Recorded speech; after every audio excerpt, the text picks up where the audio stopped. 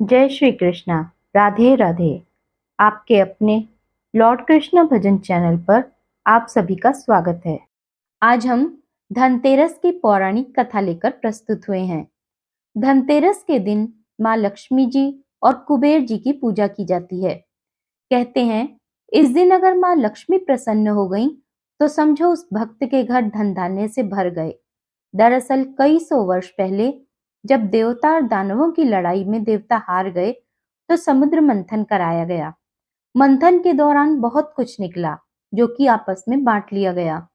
बाद में हाथ में अमृत का कलश लेकर भगवान धन्वंतरी जी निकले। उनके दूसरे हाथ में आयुर्वेद शास्त्र था। असुर और देवता दोनों ही अमृत के लिए लड़ने लगे। बाद में विष्णु भगवान ने माया रचकर देवताओं को ही अमृत पिलाया। धनतेरस को लेकर कई पौराणिक कथाएं हैं। उनमें से एक कथा लेकर हम आज प्रस्तुत हुए हैं। तो चलिए शुरू करते हैं धनतेरस की कथा। एक बार भगवान विष्णु ने धरती लोक में विचरण करने का निश्चय किया।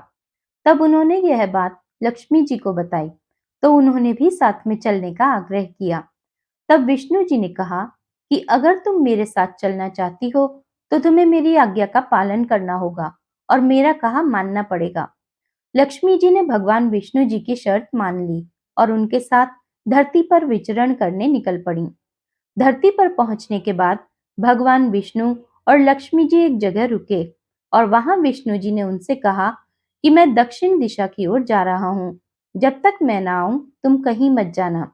विष्णु जी के जाने पर लक्ष्मी जी के मन में यह जिज्ञासा पैदा हो गई कि आखिरकार दक्षिण दिशा में ऐसा क्या है जो स्वामी मुझे उनके पीछे आने के लिए मना कर रहे हैं।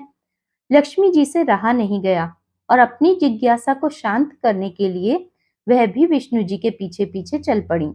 थोड़ी दूर जाने पर उन्हें सरसों का एक खेत दिखाई पड़ा जिसमें पीले फूल खिले हुए थे। सरसों के फूलों की सुंदरता देखकर माता लक्ष्मी मंत्र मुग्ध हो गईं और उन्हें तोड़कर अपना श्रृंगार करने लगीं। इसके बाद थोड़ा और चलने पर उन्हें एक गन्ने का खेत दिखाई दिया। लक्ष्मी जी ने गन्ने तोड़े और उसका रस पीने लगीं। उसी क्षण भगवान विष्णु जी वहां प्रकट हो गए।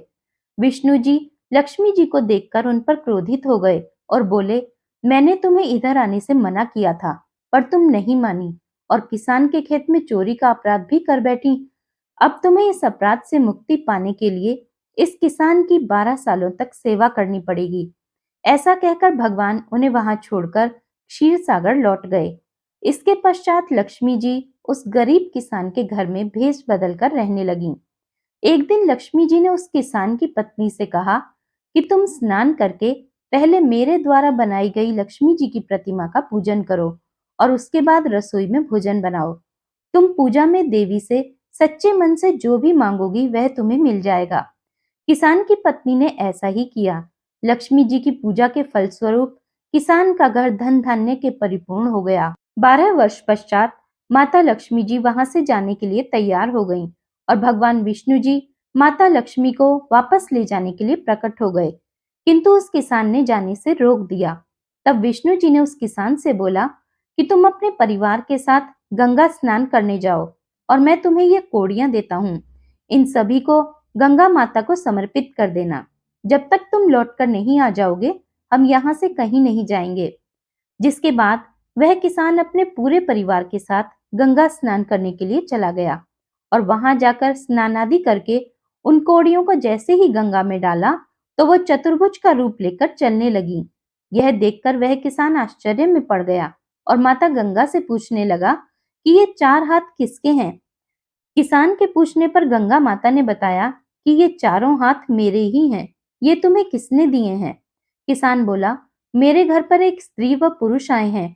उन्होंने ही ये चारों कोड़ियां देकर कहा कि उन्हें गंगा को अर्पित कर देना। किसान की बात सुनकर गंगा मैया बोली, वो दोनों स्त्री व पुरुष स्वयं भगवान विष्णु जी और माता लक्ष्मी जी हैं। तुम शीघ्र अपने घर जाओ और माता लक्ष्मी को अपने घर से मत जाने देना, नहीं तो तुम फिर से निर्धन बन जाओगे। किसान अपने घर आया और माता लक्ष्मी जी के दोनों पैरों को पकड़कर बैठ गया और कहा कि माता, मैं आपको कहीं नहीं जाने दूंगा। तब भगवान विष्णु ने उसे समझाया, इन्हें कौन जाने देना चाहता है, लेकिन इनका स्वभाव चंचल है। यह एक जगह नहीं ठहरती। मेरे श्राप के कारण यह 12 वर्षों से तुम्हारी सेवा कर रही थीं और अब इनके जाने का समय हो गया है। किसान हठ पूर्वक बोला कि मैं लक्ष्मी जी को नहीं जाने दूंगा। इस संवाद में लक्ष्मी जी किसान से बोली कि यदि तुम चाहते हो कि तुम्हारे घर में हमेशा मेरा वास हो, तो मैं जैसा कह रही हूँ तुम ठीक वैसा ही करना। कल तेरस है, तुम घर को लीप पोत कर स्वच्छ कर लेना। रात्रि में घी का दीपक जलाकर रखना। शाम के समय मेरा पूजन करना और एक तांबे के कलश में कुछ सिक्के भरकर रख देना।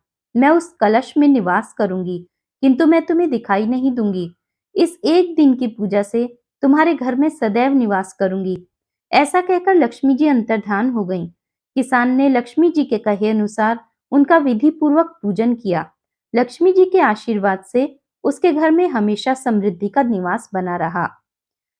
मान्यता है कि तभी से तेरस के दिन लक्ष्मी जी की पूजा होती है और धनतेरस का त्योहार मनाया जाता है।